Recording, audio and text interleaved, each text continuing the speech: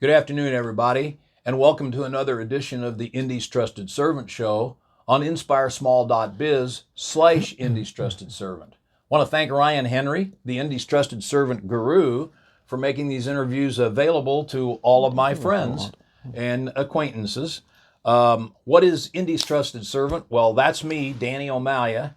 I do customer service training and keynote speaking about customer service and organizational culture. I learned all of that from the hand of the master, my late father, Joel O'Malia, back in the O'Malia Food Market days, and even before that at the age of 9, when my dad owned a little grocery store in Broad Ripple that's now a bar, and that grocery store eventually failed. One of the things he taught me was never give up. 10 years later, he successfully opened O'Malia Food Markets.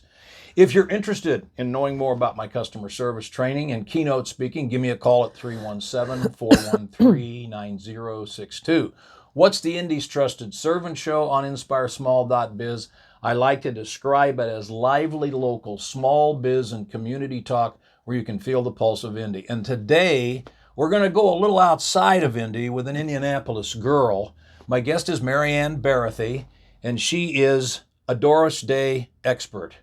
And of course, everybody loved Doris Day, and she's going to tell us how she came to be the Doris Day expert and has written this book, Day at a Time, about Doris Day and how you can access the book. So, Mary Anne, welcome to the Indy's Trusted Servant Show. Well, thank you, Danny. It's nice to be here. Well, it's good to have you, and this is definitely a unique show for me. I never dreamed we'd be talking about a Hollywood actress, but you sold me on the idea. Okay. Oh, I'm glad I did. So, but tell our viewers, and I am now used to saying viewers instead of listeners because I used to be on radio, but now I'm on YouTube. But tell our viewers about your background and how you morphed into this Doris Day thing. Well, I grew up here in Indianapolis, was born in Chicago, and we lived in Minnesota, and then my dad was transferred down here with Western Electric, and I went to St. Agnes Academy, graduated in '62, and my Latin teacher, she was always after me, Sister Beth Kelso. Mary Anne, if you'd only spend as much time on your homework as you do on Doris Day, you'd be a fine student. So you were already a Doris Day freak in high school. Oh, okay. Yes. I drove my parents crazy, drove my teachers crazy, and my friends thought, oh my, what's this? But anyway, I started networking before I realized what networking was. The first movie I saw, of course, was before that. I was only 9 years old, saw Calamity Jane in '53. And there was something about that I just thought, wow, this is a great movie. And Doris seemed like a nice person and kind of a tomboyish person. So I went to Murphy's Five and Dime, which was in Broad Ripple, and I lived near there. And monthly, they'd have their magazines come out, Photoplay, and all those Motion Picture, all those and all Hollywood this magazines. So I'd go check them all out. Well, Photoplay one time had an article, if you want to connect with your favorite star's fan club, contact them. So I thought, okay, I wrote to them and got a letter shortly after that and said the only official Doris Day fan club was in London, England. There were none here in the United States. So hold on just a second. Before you go any farther, did you go to college? Oh, yes. I went to, I graduated from Marion's, now Marion University. Okay, very good. But and this majored in what? Journalism. Journalism, okay. Yeah. There you go. Yeah, right. That worked out well. Yeah, so anyway, I contacted the people in London, sent off a letter and all this, and joined the Doris Day fan club. And they put out a quarterly journal. And back then, Doris was just doing movies and singing. And so once in a while, a fan would write and say, they saw her at a Dodger game or a Laker game or something, and it was in this little monthly or quarterly newsletter. Well, one particular person was Eileen from Canton, Ohio, and periodically she'd say she was a waitress, but she could get a job anywhere, and she'd go out to California. And so after seeing several comments about her seeing Doris, I wrote to England saying, how can I get in touch with Eileen? Well, lo and behold, they actually gave me her information, contact information, so I got in touch with her, and we chatted for a little bit, and she was back in Canton, Ohio, and she said, said, you know, she'd be going out to California again sometime. And I thought, well, from Canton, Ohio to Indianapolis, you know, she could stay overnight with us. So she said she had no plans to go at that time. But about a year later, we were in touch. By this time, I was in college. And she said she was planning to go to Los Angeles, and could she stay with us? And I said, sure. Well, my parents said, who is this person? You know, they were just freaked out. I bet. You know, I said, oh, she's a Doris Day fan. You know, how do you know her? Well, you know, and I explained. And so I think they stayed up all night and, you know, we're just wondering. Well, anyway, we chatted all night long. And she was very interesting. And she was headed to California. And so I had to go to school the next day, you know, kind of sleepy, but I went to school. Anyway, long story short, she eventually moved to California. And in 1965, I decided I would like to go to California, to Los Angeles. And Eileen said, great, because she had moved out there. And she said, yeah, you can stay with me. And I said, okay. Well, I took a friend because I really didn't know Eileen. And so the two of us went with met some other Doris fans. And the headlines for the Indianapolis Star on August 15th of 1965, the day I was leaving, was, they're shooting at planes landing at LAX. It was the height of the Watts riots. Oh my God, yeah, the Watts riots, yeah. yes. So my parents, you're not going to go, you're not going to go. I said, oh, I'm going to be fine, I'm going to be fine. Well, You're not going to go to Watts. No, I wasn't going to Watts, no.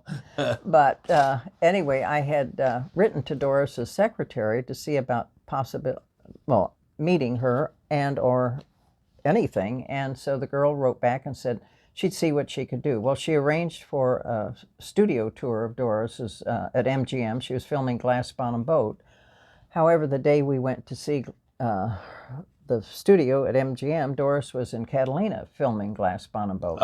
Okay. We went to Catalina the next day, and Doris was back in I've always wanted to go to Catalina, by the way. Don't know if I'll ever make it, but I would love it, yeah. Well, I didn't meet her that first year, but I got to know Eileen and her roommate and a couple other people. And so the following year, in '66, I went out again. At which point you graduated from Mary Anne. Yeah, I graduated in '66. Yeah. Okay. And went out there and never saw Doris. We rode by her house, I don't know how many times, never saw her. But, you know, we had fun getting to know each other. And then finally in '67, by that time I had already graduated from Mary Anne. I was working as a reporter for the Indianapolis News. From L.A. or no, from here? Okay, yeah. okay. No, I hadn't moved out to L.A. yet. And so... What kind of stuff were you reporting on? Was it... A little of everything. A little of everything? Yeah. Oh, you never know who was coming into town or what was going on, but... So it was sort of entertainment, women's department. Okay, yeah, gotcha, yeah. And anyway, so Doris had said that I had written, and she said she'd be glad to meet me, but there was no actual date or time. I was going to be there for a week. And so every day, a group of us would land in Bailey's Bakery waiting for her to show up. And finally... This Bailey's Bakery was next to the studio, sort of? No, this was 4 blocks down from her house in Beverly Hills. Oh, by her house. Nate Nels was on the next block. Okay. And she'd ride her bike. And I mean, I was so glad she had the opportunity to just be free to ride her bike from her home 4 blocks down to this place. No paparazzi, no, it was just freedom back then. And so she, anyway, finally, on the day before I was to leave, we were there and we're waiting and waiting and waiting. There were about 5 of us. And all of a sudden, I hear her voice. She had just come in. And, of course, I'm kind of, Are you starstruck? Nervous. Yeah, starstruck, a little nervous. But she said, oh, let's sit over here separately from the other people. So I go into full reporter mode. What's your next movie? What's this? And she couldn't have been kinder and just, sat there, answered every question and all that. She did tell us when she came there she'd have to, if she could stay for a while, she couldn't stay too long, wait when Marty, her husband, they had their R1 productions on the next block. And they wrote, was he a he was producer still of her living. movies? Yeah. Well, there's something I didn't know. Yeah. And she said when he comes, because they rode their bikes, he rode his bike around, she said, as soon as he comes, I'll have to leave. And of course, we're all thinking, please don't let him come for another 2 weeks or something. So anyway, we were there with her probably about a couple hours, and she couldn't have been nicer. Really? And then Now, you weren't writing notes down at the time, were you? no, I'm in my head. Yeah, but you're just chatting. Chatting, Okay. and we took a number of pictures. And the fact is, this is the day that I met her. Is that in the bakery? Yes, this is in the bakery. Okay. And then this one is a little bit different. And years later, she gave me that hat. And so when I go Is that around, right? yeah. So that was kind of neat. That's cool. And but anyway, I knew then, as much as I loved my job with the Indianapolis News and being a reporter and all that, I wanted to move to California. There was something, pulling me. And so Now, what did your parents think about you moving to California? Well, see, I just lost my brother a year or two before in a car accident. I knew that. Yeah. So they were happy that that's what I really wanted to do, but I think they were sorry that I just decided to leave. Was it just the two of you, no other sibs? Okay. Yeah. So anyway, I went out early January of '68, had I think about a week's worth of interviews, and finally accepted a job with May Company in public relations downtown. So had a nice job, and then one of the girls that I'd gotten to know from going out to California, she was looking for a roommate. So the two of us decided we wanted a place that was within biking distance of Bailey's Bakery, because we knew. Is Bailey's Bakery still there, by the way? Probably. No, I figured when that I was would there a be few the- years ago, it wasn't there. But anyway, we found an apartment. It was on the second floor, a 6-unit, 1 block from Beverly Hills. My half of the rent was $62.50. This was in 1968, and so anyway, we got to see Doris then, on weekends, because she'd come there when ride her bike and just hang out. And I mean, we didn't see her every Saturday, but many Saturdays. And so we just, had fun. And like I said, I was working for the May Company. And then my roommate, Mary, her mother and 2 brothers lived down in Long Beach, which is about, 45 minutes or so to an hour south. And this one Saturday Saturday evening, her brother, the oldest one, was moving out of town, and they were having like a going away party for him. And so we went down, but we found out that they were showing one of Doris's movies at a theater down in Long Beach. So we thought we'd go to the movie and then stop by to say goodbye to Jack and everything, and then come home, because we had something to do on Saturday morning. Well, Mary's brother Jim, the younger one, we'd kind of gone together a couple times, and he said, let's go out for a drink, because there were so many people going. And I said, well, we've got to get back, But I said, okay. So we went out some little pub, and he had a couple drinks. I had one, and I kept looking at my watch. I said, Jim, I've got to get back. Well, so finally we get in the car, go back. Well, then I wake up in the hospital that we were in a rather horrific car accident. Really? I broke both legs and my arm. Oh my God. Didn't realize he'd had a few drinks before. And geez. I don't even remember the accident. All of a sudden I'm in Long Beach Community Hospital. And it was kind of a unusual situation. Of course, called my parents and all that, and they wanted to come right away. Oh my God, another car wreck. Yeah.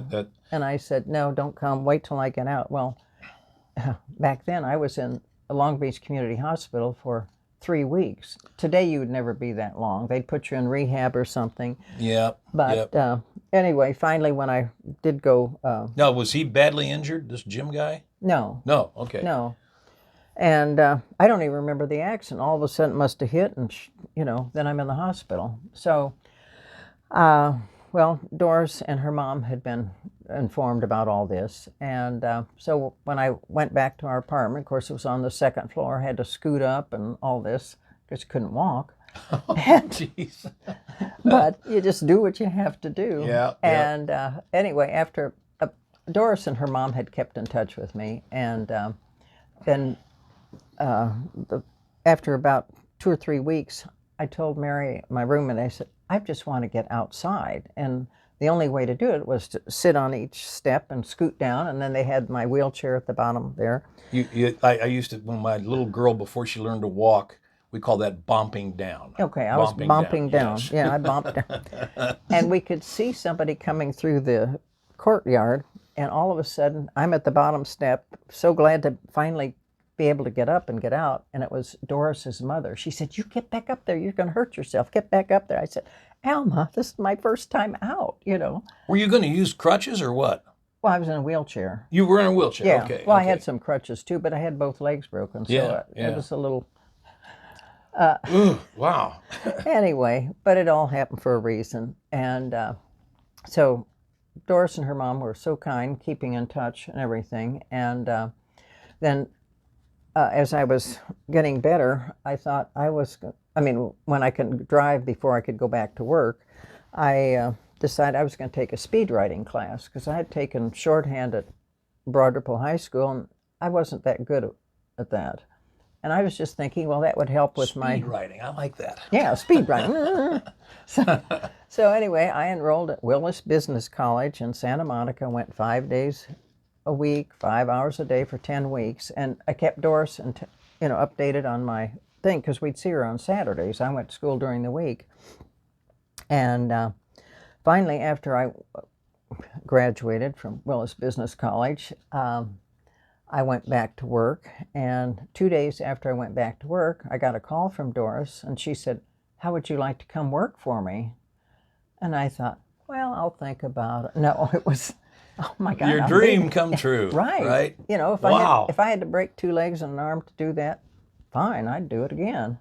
But okay. She broke her legs, when she was in a car accident, because she started out as a dancer, broke her legs, and then it changed her way of trajectory. Right. Right. So yeah. anyway. Yeah. Wow. But I said, oh yeah. So I gave my notice, and then Doris was filming the Doris Day show. She was in the last 2 years of filming, because it was a 5-year contract. This was a weekly TV show? Yes. Was it a variety show, or what was it? No, it was the first 3 years she was on the farm with some kids.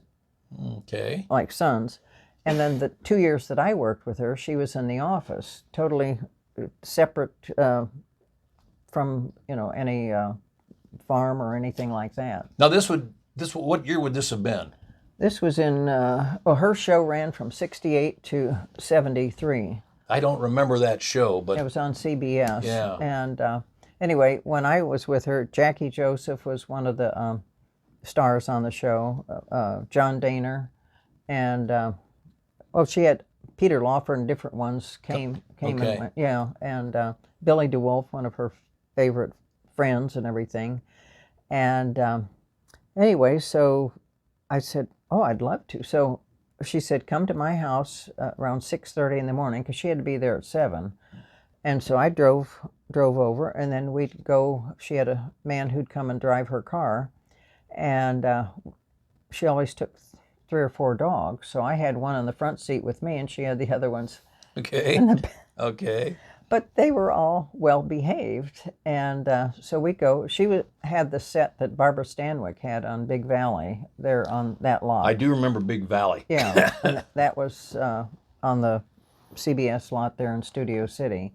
And so that first week, I know Doris, between takes and everything, she said, let's just walk the dogs, and she showed me around the lot, and we saw where Gunsmoke was filmed, and Mary Tyler Moore's show, and I mean, it was really neat. She's taking me around. We've got about 3 or 4 dogs walking with us, and she just showed me around. So would you consider yourself her personal assistant? Would that be a good? That's basically what it was. Title. Okay. Yeah, and anyway, we just, I answered a lot of fan mail, and it was just really almost a surreal job. You were very happy. Oh, I was thrilled. Yeah. And, my friends couldn't believe it, but they knew I had a dream, and I followed it. That's, how many people actually get to, I wanted to be a major league shortstop. That dream got shattered pretty quick. But how many people get to live that dream like that? That's just, Well, it just you had to go through a little pain, though.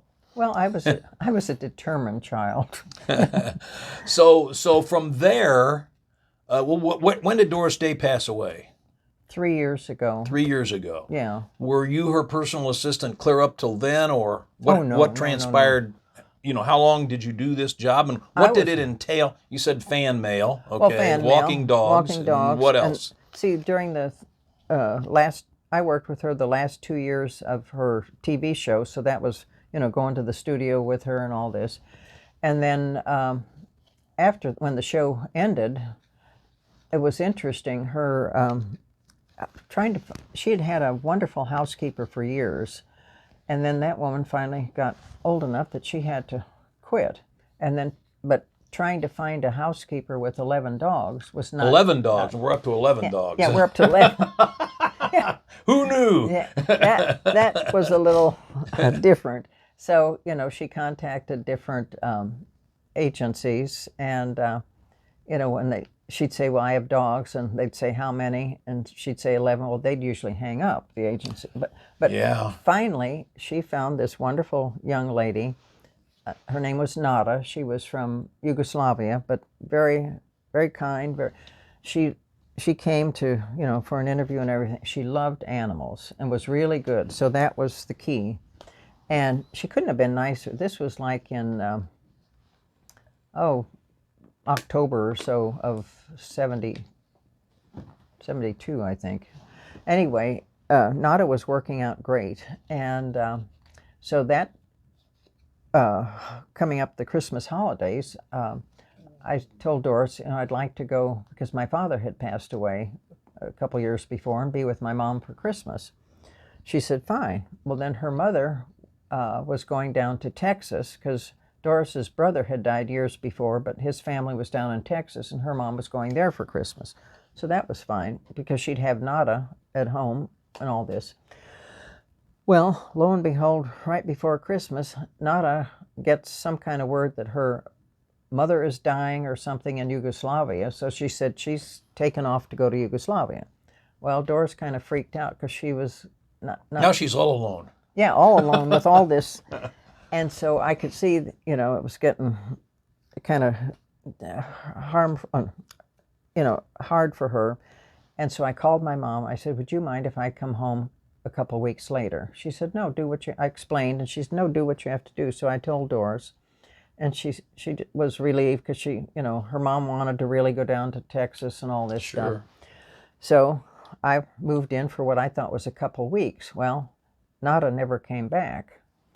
And so I was there like 2 years, practically. Now you're the housekeeper, too. Well, I'm a little of everything. Yeah.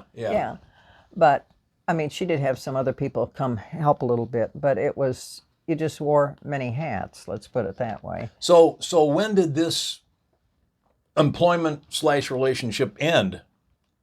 How long did you do this? Oh, until finally she did find somebody. Oh, okay, to come. Okay. But it was, most people, when you hear 11 dogs, they're like, no, thank you. Right. Right. So anyway, but it was just, I got to know Doris up close and personal, and just fun. She was like a big sister to me. We had wonderful times. Billy DeWolf was one of her favorite friends. And was he a director, or what did he do? He was a comedian. And, a comedian, okay. Yeah, I don't know if I have a picture of him. Well, I know you've got some other pictures, and we're going to run out of time if you want to talk about what those are. Oh, there's Bailey's Bakery. Bailey's Bakery, and Doris could ride her bike, like 4 blocks from her house there. No paparazzi or anything. You couldn't even get out of your driveway today. Oh, my goodness. They'd be hounding you. Yeah. And this is some of her dogs. Yeah. Not all, but some. And, this was the two of us at one of the Actors and Others for Animals fair. Okay. Because she, was a big animal lover, and she liked hats, didn't she? Oh, my, yes. Yes. And she actually gave me the hat that the pink she one. wore. Yeah. Yeah. And here's another one that was some of the dogs. Well, never knew that about Doris Day, but that's very endearing. Yeah. So let's talk about the book. Oh, okay. Okay, so how long were you out there in California with Doris? I was with her a little over 4 years. Okay, and this all ended. Well, I was moved back in 78. Okay, but you kept in touch with her, I'm sure. A little bit, yeah. Yeah, okay. So we got about 3 minutes. Oh, okay. Talk about the book. Well, because I was a reporter and everything, I kept notes of a lot of stuff. And anyway, one day when I was back here in Indianapolis, I started hearing about different books coming out on Doris. And I had written all this stuff and had it in a little folder. And I was reading it to another fan who was a friend of mine. She was in Colorado, and I'm reading something. And she said, "Mary Anne, what are you reading from?" And I said, "My notes." She said, "You've got a book." So I thought, well, I'll start putting together some stuff and all this. And I had pictures. So I went around I thought, how am I going to find a publisher? Well, lo and behold, I was lucky enough to find Art and Nancy Baxter with Hawthorne Publishing in Carmel. Okay. And it turned out Art's a big fan of Doris's, and anyway, it just worked. So the first book came out in end of 2007, and then after Doris passed away, updated version with color pictures and everything came out. So this is the updated version. Day at a time. Now tell our viewers how to access this book. Okay, they can go one of two ways. You can go to the publisher. It's hawthornepub.com. Or you can go to my website. It's kind of long. Of course, it's www.dayatatimesentimentaljourney.com.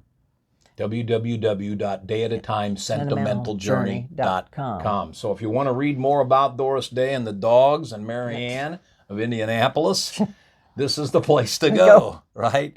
Mary Anne, it's been a pleasure having you on the show. Thank you. It's fun to be with you. Thanks for coming down. Thanks for the copy of the book.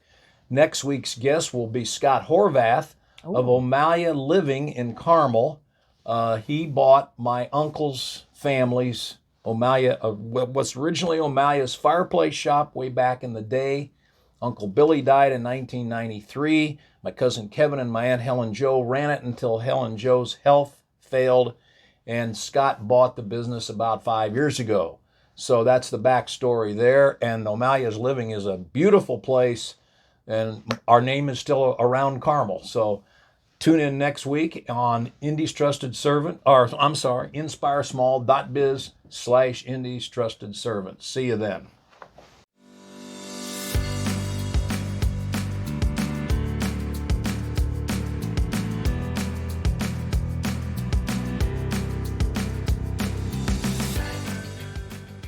Thanks for watching this episode of the Indy's Trusted Servant Show. If you liked this episode, be sure to like, share, and subscribe for more updates. The Indy's Trusted Servant Show is produced by InspireSmall.biz in Indianapolis, Indiana. For more episodes of the Indy's Trusted Servant Show, visit www.inspiresmall.biz/Indy's Trusted Servant. Thanks for watching.